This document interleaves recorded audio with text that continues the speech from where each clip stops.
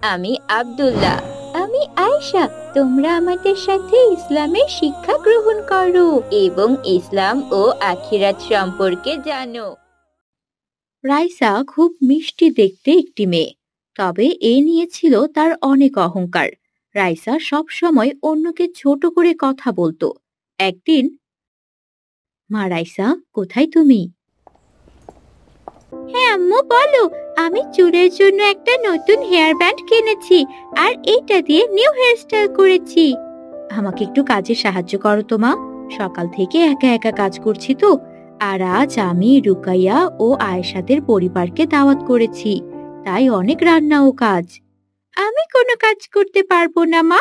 তুমি দেখছো না আমি নতুন হেয়ারস্টাইল করেছি, আর কাজ করলে আমার হাত নোংরা হয়ে যাবে। আমি কোনো কাজ করতে পারবো না। এ কেমন কথা মা? তুমি তো ওসব পরেও করতে পারো। আম্মুকে সাহায্য আগে করো। বললাম তো আম্মু, আমি পারবো না। গেলাম আমি, আমাকে আর ডেকো না। এই কথা বলে রাইসা তার ঘরে চলে যায়। রাইসার এমন আচরণে রাইসার আম্মুও ভীষণ কষ্ট পায়। হে আল্লাহ, আপনি আমার মেয়েকে ক্ষমা করুন আর আমার মেয়ের সঠিক শিক্ষা দান করুন। ও দিন দিন অনেক অহংকারী হয়ে যাচ্ছে। এভাবেই অনেকটা সময় কেটে যায়। অন্যদিকে আয়েশা ও রুকায়ারা বেরিয়ে পড়ে। আসসালামু আলাইকুম রুকাইয়া। আসসালামু আলাইকুম চাচি, কেমন আছেন? ওয়ালাইকুম আসসালাম। আলহামদুলিল্লাহ মা, আমরা ভালো আছি। তোমরা কেমন আছো? ভাবি, কেমন আছেন আপনি? আয়েশা কিন্তু ভারী মিষ্টি আর ভদ্র একটা মেয়ে। জি ভাবি, আল্লাহর রহমতে বেশ ভালো আছি।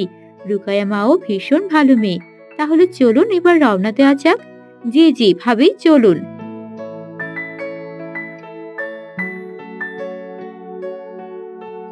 কিছুক্ষণের ভেতর তারা রাইসাদের বাড়িতে পৌঁছে যায়। সবাইকে দেখে রাইসার মা খুশি মনে তাদের দিকে এগিয়ে আসছে। কিছুক্ষণ তারা কুশল বিনিময় করে খাবার টেবিলে বসে পড়ে। চাচি, রাইসা কোথায়? ওকে তো দেখতে পাচ্ছি না। আমি এক্ষুনি ডাকছি মা। রাইসা, রাইসা, মা কোথায় তুমি? দেখো সবাই চলে এসেছে। রাইসার মায়ের ডাকে রাইসা বেরিয়ে আসে।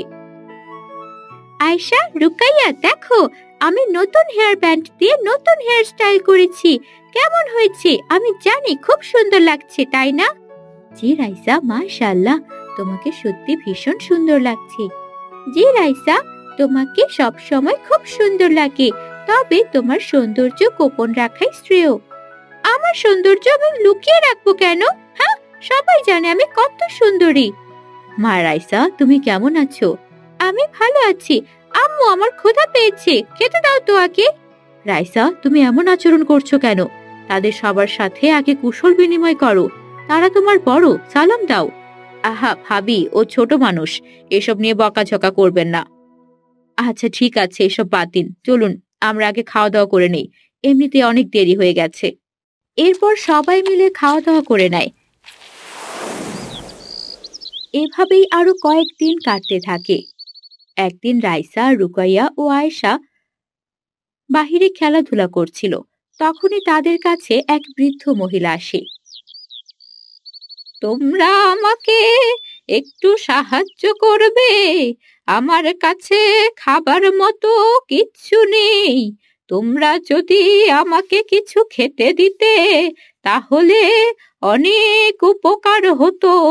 আমার শরীরটা খুব দুর্বল লাগছে, মনে হচ্ছে এখনই মাথা ঘুরে পড়ে যাব। হে আল্লাহ, আপনাকে দেখে অসুস্থ মনে হচ্ছে। আপনি এখানে অপেক্ষা করুন, আমি আপনার জন্য বাড়ি থেকে খাবার নিয়ে আসছি। এই বলে আয়েশা চলে যায় খাবার আনতে।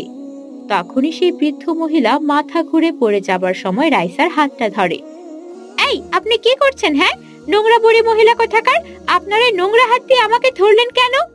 আসলে দাদু, আমি পড়ে যাচ্ছিলাম, তুমি সামনে ছিলে, তাই তোমাকে ধরেছি। রাইসা, এ তুমি কেমন আচরণ করছো? তুমি তো দেখছো তিনি অনেক অসুস্থ।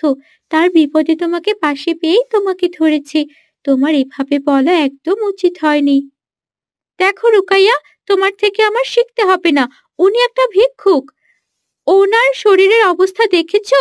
উনি সেই হাত দিয়ে আমাকে ধরেছে। আমার হাতটা নোংরা হয়ে গেল না? আমাকে ক্ষমা করে দাও, আমি ভাবিনি এমনটা হবে। তবে তুমি যদি সব সময় সবার সাথে এমন আচরণ করো, তাহলে আল্লাহ তাআলা নারাজ হবেন। আর তুমি যদি সব সময় অহংকারী থাকো, তবে তোমার সাথে ভালো কিছু হবে না। তখনই আয়েশা সেখানে আসে এবং সেই বৃদ্ধাকে খাবার দেয়। সত্যি তোমরা অনেক ভালো। আল্লাহ তাআলা তোমাদের ভালো রাখুন। আল্লাহ হাফেজ। এই বলে সেই বৃদ্ধা সেখান থেকে চলে যায়। তখন রুকাইয়া আয়েশাকে সব খুলে বলে। হায় আল্লাহ, রাইসা, এসব কি শুনছি? তুমি একজন অসহায় বৃদ্ধা দাদিমার সাথে এমন আচরণ করেছো। আমি ভুল কিছুই করিনি আয়েশা। অবশ্যই তুমি ভুল করেছো, আর এই ভুলের শাস্তি ইহকাল ও পরকালে পাবে। মানে কি বলছো তুমি আয়েশা? হ্যাঁ, যা বলছি একদম ঠিক বলছি। আমরা সব সময় খেয়াল করি তুমি অন্যদের সাথে খুব বাজে আচরণ করো, বড়দেরকে সম্মান করো না, তবে সব সময় অহংকারী থাকো। এটা অহংকার না, বুঝেছো? আমার যা আছে আমি তাই বলি। মোটেও না।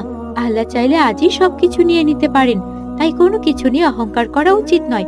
শোনো রাইসা, অহংকার ও আত্মসম্মান আমাদের সবার থাকা উচিত, কিন্তু যেই অহংকার বা আত্মসম্মান অন্যকে কষ্ট দেয় তা রেখে আমাদের কি লাভ বলো?